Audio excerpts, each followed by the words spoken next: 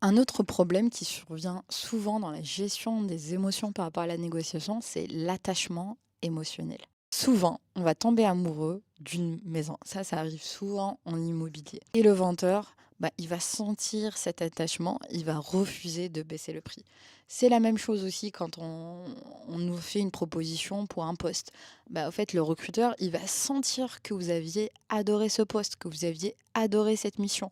Et ce qui va se passer, du coup, il sait que vous allez pas négocier. Même quand on vous propose une mission, par exemple en tant que freelance, ça arrive souvent, quand on sent que cette mission vous convient, du coup, lui, il va le jouer sur ça, il va le répéter et dire: «Je sens que c'est quelque chose qui est fait pour vous, vous aviez dit que vous aviez aimé, ça vous correspond» et cetera et cetera. Et donc c'est important toujours d'être calme, froid, mais de ne pas trop montrer ses émotions. Donc ça sert à rien de tomber amoureux de la chose qu'on est en train de négocier.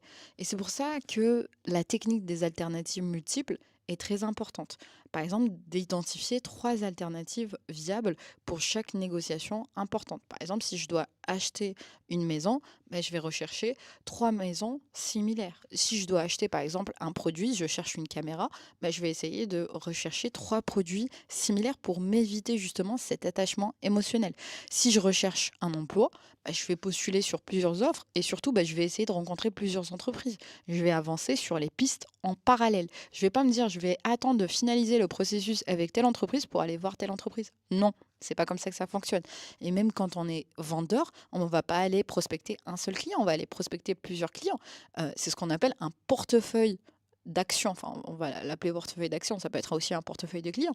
Je vais être moins attaché émotionnellement à ce client, même si je vais essayer de tous leur donner de mon mieux en termes de qualité de service, et cetera.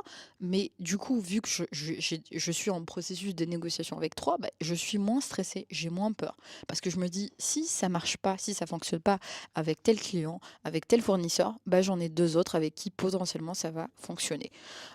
Donc voilà. Après, c'est important aussi de suivre justement tout ça et de créer un tableau comparatif avec, par exemple, des objectifs, de faire les forces et les faiblesses de chaque option. Parce que, évidemment, quand vous êtes en train de chercher, par exemple, un poste de travail et qu'on vous fait 3 propositions, à ce moment-là, vous devriez faire un choix.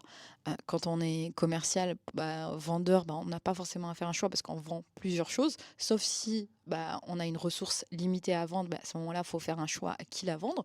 Et si on est acheteur, on ne peut pas acheter chez tout le monde, on va choisir un prestataire. Et c'est pour ça que quand on avance en parallèle, c'est important de comparer les points positifs, les points négatifs, enfin les forces et les faiblesses de chaque produit ou service. Et c'est important de pratiquer le détachement stratégique. Le détachement, ça se pratique. C'est important de se répéter mentalement: je suis intéressé, mais pas dépendant. En fait, avant même d'aller négocier, c'est important de se mettre d'accord avec soi-même. Si on est une team, on se met d'accord avec la team.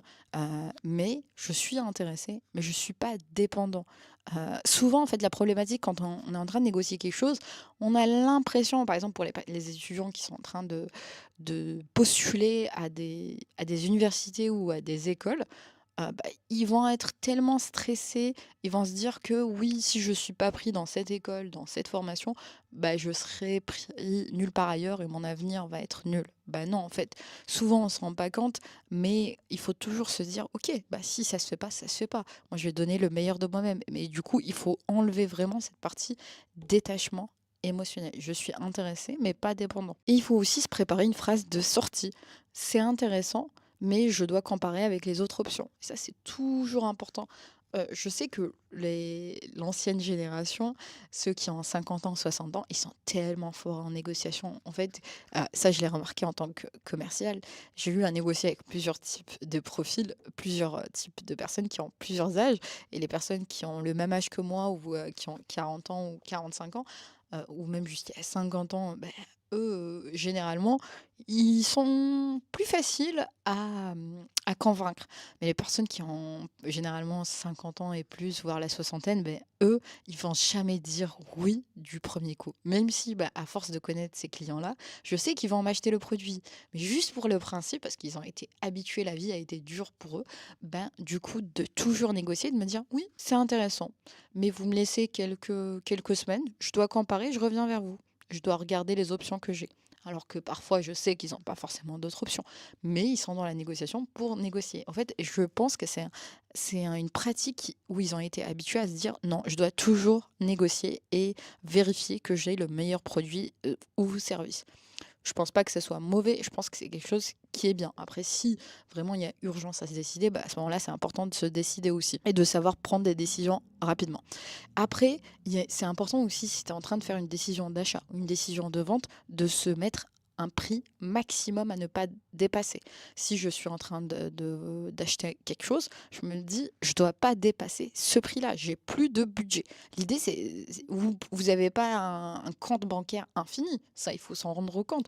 Et de se dire, OK, quelle est ma capacité d'achat par rapport à ce produit ou ce service? Si je suis vendeur, bah, c'est la même chose. Parce que ce produit-là, je ne peux pas le vendre à perte. Donc, j'ai un prix plancher. Je ne peux pas descendre en dessous de X euros. Et ça, c'est important de le dire. Si le client, bah, à ce moment-là, vous arrivez, j'étais en train de discuter avec une amie qui, ce samedi, elle est en train de négocier un appartement et qui m'avait dit, oui, de toute façon, moi, la vendeuse, je vais lui expliquer que bah, elle veut 160, moi, je peux lui offrir que 140. De toute façon, j'ai pas cet argent. C'est important parfois de dire à la personne, je comprends, mais moi, en tant que profil acheteur, je n'ai pas le budget. Mon budget max, c'est cela. Ou par exemple, si on est vendeur, on dit oui, j'aurais aimé faire un effort et j'aurais aimé bah, du coup faire un effort pour pouvoir vous satisfaire et qu'on puisse travailler ensemble. Mais malheureusement, on a des contraintes de frais, de coûts, etc., de transport qui font qu'on ne peut pas baisser nos prix en dessous de cela. Après, bien sûr, je vous dis pas d'utiliser ce stratagème à chaque coup, mais si vraiment dans la négociation vous arrivez à ce prix plancher, c'est important de le dire. Le quatrième problème que je vois dans la gestion des émotions par rapport à la négociation, c'est la réactivité émotionnelle. Le problème, c'est qu'à chaque fois qu'on nous fait une remarque déplaisante, une attitude arrogante et qu'on réagit impulsivement, on va relever des points faibles qui prennent, qui vont malheureusement nous forcer à prendre de mauvaises décisions. Je vous donne un exemple concret. Par exemple, un vendeur insinue que notre budget est insuffisant pour un produit de qualité. Ben, qu'est-ce qui va se passer si on a de l'ego? Il va nous pousser à dépenser plus pour protéger notre ego. Par exemple, dans le luxe, il y en a qui l'utilisent, dire de toute façon, je ne peux pas vous présenter cette gamme de pantalons parce que je ne pense pas que ce soit dans votre budget. Ou par exemple, si vous achetez un véhicule, ils vont vous dire, je ne pense pas que je peux vous présenter ce produit parce que de toute façon, ça ne sera pas dans votre budget. Ça peut être aussi pour la vente de produits ou de services. Je sais pas, je sais pas si ça serait intéressant qu'on prenne rendez-vous ou que je vous présente ces produits ou ces services parce que je suis pas sûre que ce soit dans votre gamme de budget. Moi, personnellement, en tant que vendeuse, j'utilise jamais ce genre de stratégie parce que j'aime pas toucher à l'ego de l'autre. Mais il y a des personnes qui vont être joueuses et qui vont essayer de jouer avec votre ego. La solution à cela, ça va être la technique, encore une fois, de la pause. Mais cette technique, ça va être en 5 étapes pour justement reprendre le contrôle instantanément. L'idée, c'est vraiment de reprendre le contrôle tout de suite. Le premier P, ça va être de pause. Ça va être une pause de 4 secondes à peu près de silence et de respiration profonde. La personne, elle me dit, je sais pas si je peux vous proposer ces pantalons parce que je sais pas si ça va être dans votre budget. Je vais me taire, je vais être dans le silence et je vais analyser l'intention derrière la provocation. Parce que je vais me rendre compte que c'est une provocation. Mais c'est pas une provocation pour provoquer, simplement. C'est que derrière, il y a une intention. Et je vais utiliser une phrase transitoire neutre. C'est une perspective, par exemple, intéressante. Ou c'est intéressant ce que vous êtes en train de me dire. Et après, je vais suivre ça avec une question qui reprend le contrôle. Est-ce que vous pourriez me dire un peu plus justement sur ces produits haut de gamme? Et après, je vais évaluer si la réaction était une réaction tactique ou un comportement authentique. Par exemple, si quelqu'un, encore une fois, on revient à l'histoire des véhicules, Si le commercial vous dit je peux pas vous présenter ces véhicules parce que je pense pas que ce soit dans votre gamme de prix, je vais prendre 4 secondes de silence. Je peux compter dans ma tête un, 2, 4. Je vais potentiellement regarder le ciel, le regarder dans les yeux. Je vais essayer d'analyser quelle est l'intention par rapport à cette provocation. Et je vais dire ouais, c'est intéressant ce que vous êtes en train de me proposer. Oui, je sais pas. À voir. Ou sinon, je vais dire à voir. Est-ce que vous pourriez un peu plus me dire sur les caractéristiques de ces véhicules ou qu'est-ce qui fait la différence avec cette gamme de véhicules et l'ancienne gamme que vous m'aviez proposée tout à l'heure? Le cinquième problème qui revient souvent par rapport à la gestion des émotions, ça va être l'anxiété et le stress. Le problème, c'est que la pression de l'enjeu, à chaque fois que l'enjeu est important, je vous avais dit, là, on est en train de parler d'enjeux financiers. Ça peut être 5 000, 10 000, 15 000, j'en sais. Si c'est un boulot, si vous êtes en train de négocier pour votre travail, pour recruter quelqu'un ou pour vendre un produit, l'enjeu est terrible. Et ça va provoquer une anxiété, un trouble sur votre jugement et votre capacité à penser clairement. Et d'ailleurs, moi, pour l'avoir vécu, quand j'ai commencé en tant que commercial, c'est une sensation bizarre. Mais en fait, souvent, moi, ce qui m'arrivait, c'est que je sentais pas que j'étais anxieuse, mais après le rendez-vous, je sentais que j'avais oublié de poser certaines questions, de poser certains éléments. Et en fait, c'est l'anxiété qui, du coup, ne faisait pas que je faisais des erreurs, mais juste, moi, l'anxiété, ça me provoque des oublis. J'oubliais de poser telle ou telle question. J'ai oublié d'aborder tel point. Par exemple, pour d'autres personnes, quand il y a une négociation salariale importante, ils vont oublier la moitié des arguments, ils vont accepter une offre inférieure. Le jour où ils vont partir négocier, ils vont oublier leurs arguments. Moi, ça se jouait plus lors du rendez-vous, hein, on va dire avant la phase de négociation, où justement, j'oubliais beaucoup d'éléments.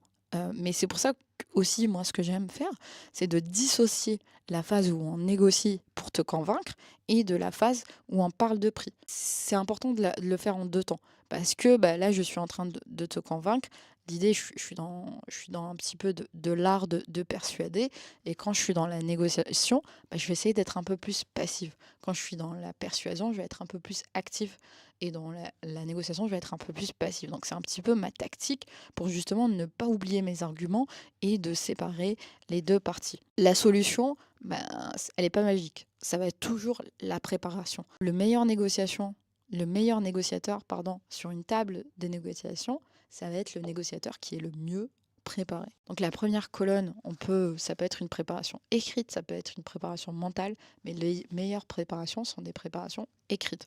On va justement mettre des chiffres clairs. Quel est le minimum de salaire que je puisse accepter? Quel est le minimum pour ce produit que je peux accepter? Quel est le minimum pour ce service que je puisse accepter, que je sois vendeur ou acheteur? Quel est l'objectif? C'est un petit peu moi ce que j'aime, enfin ce qu'en business je faisais surtout dans la vente des produits ou même dans la vente des services.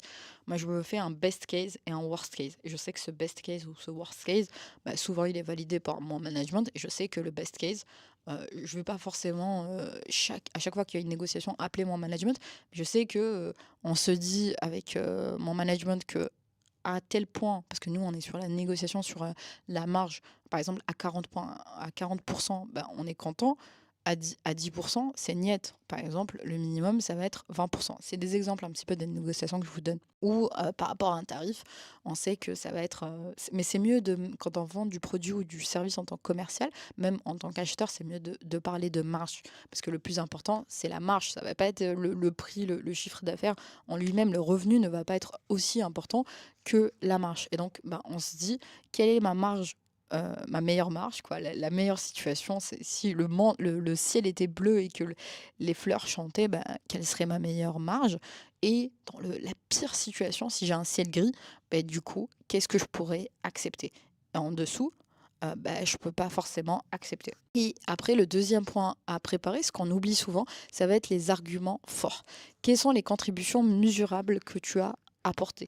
Je l'ai vu, j'ai fait un exercice à mes étudiants où je les divisais en groupes et ils devaient mener une négociation.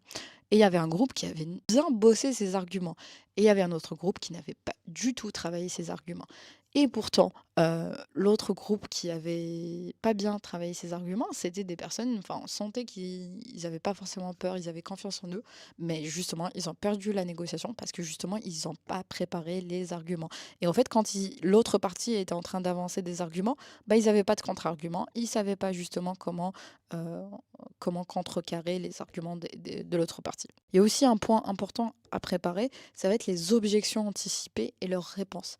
Encore une fois, bah, généralement en négociation, on sait quelles sont les objections qui vont arriver. Si on est en train de vendre un produit, bah, on sait quelles sont les objections qui vont survenir. Il faut toujours préparer des solutions.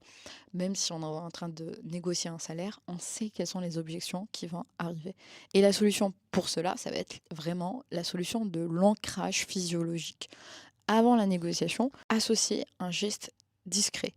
Par exemple, passer le pouce contre l'index et à un état de calme et de confiance. Par exemple, quel est ton point d'ancrage? Moi, par exemple, mon point d'ancrage, bah, ça va être vraiment d'améliorer ma posture, la manière dont je m'assois. Je sais que bah, le temps que j'améliore un petit peu ma technique, la manière dont je m'assois, bah, ça va m'aider à mieux gérer mon anxiété et mon stress.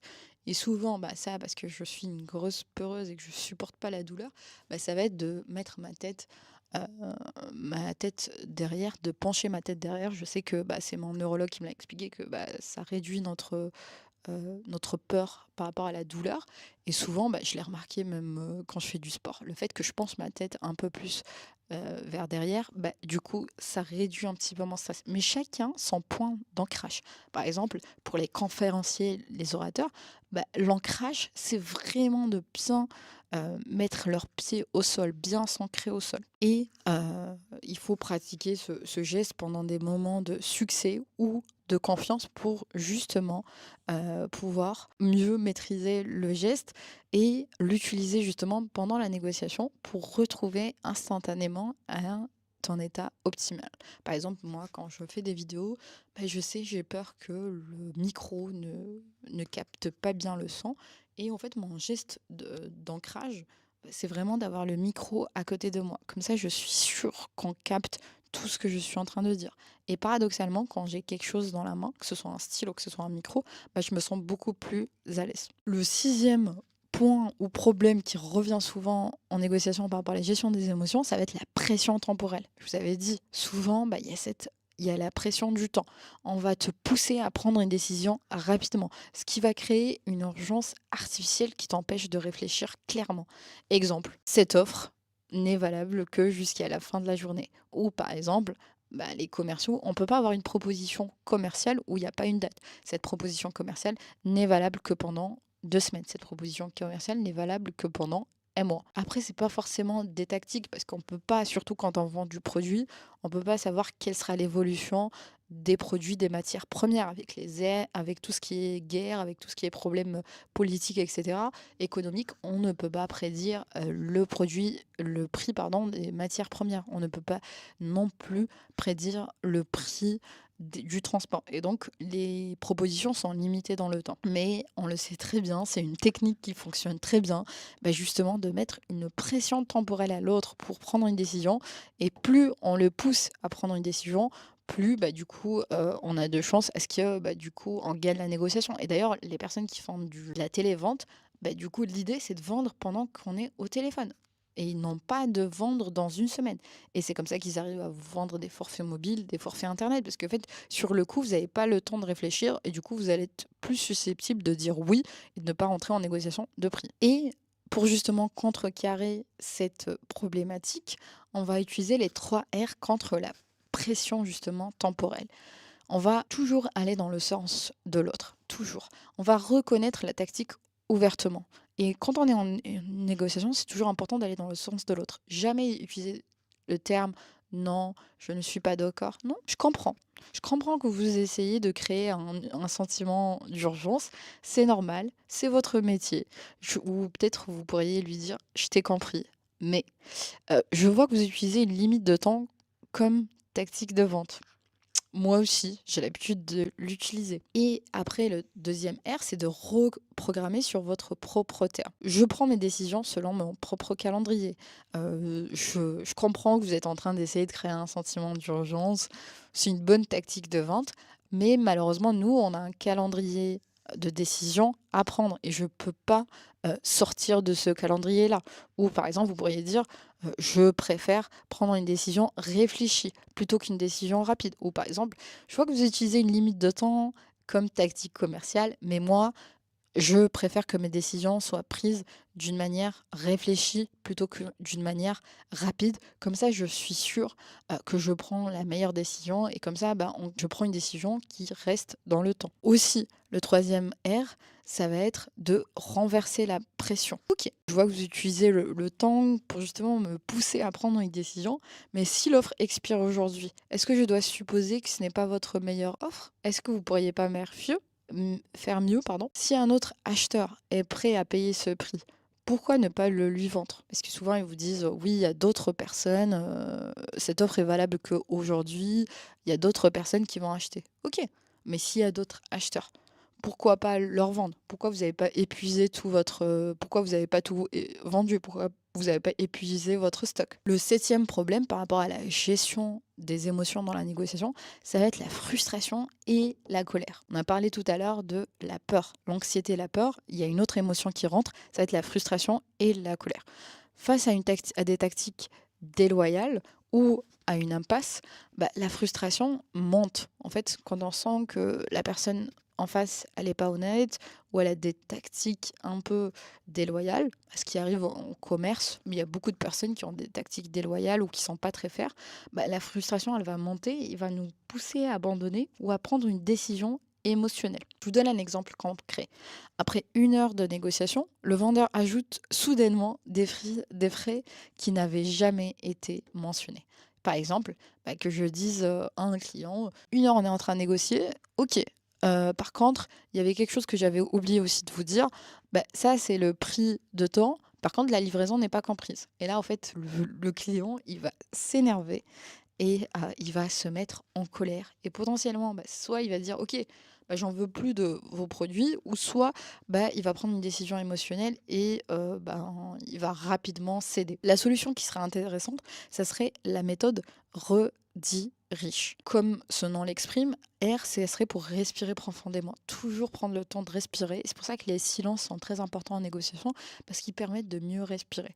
Le E, ça serait pour exprimer clairement notre perception. Je remarque qu'il y a encore de nouveaux frais qui apparaissent. Je remarque qu'il y a des nouveaux frais qui apparaissent. Le D, ça va être de détacher le problème des personnes. Ce n'est pas vous, c'est cette situation qui pose problème. Et souvent, en fait, en négociation, on a tendance à associer la situation au problème. Le I, ça va être interrogé pour clarifier. Est-ce que vous pourriez m'expliquer pourquoi ces frais n'ont pas été compris plus tôt? Ou est-ce que vous pourriez m'expliquer pourquoi on n'en a pas parlé tout à l'heure? Pour justement, en fait, je suis en train de vouloir comprendre pourquoi on n'a pas parlé de ces frais, pourquoi ils me rajoutent des frais, mais d'une manière diplomate, toujours d'être diplomate. Le R, ça serait pour justement recadrer la discussion, revenant à notre objectif initial. Les frais, on les laissera après, mais on revient à notre objectif initial pour justement ne pas oublier ce qui était important.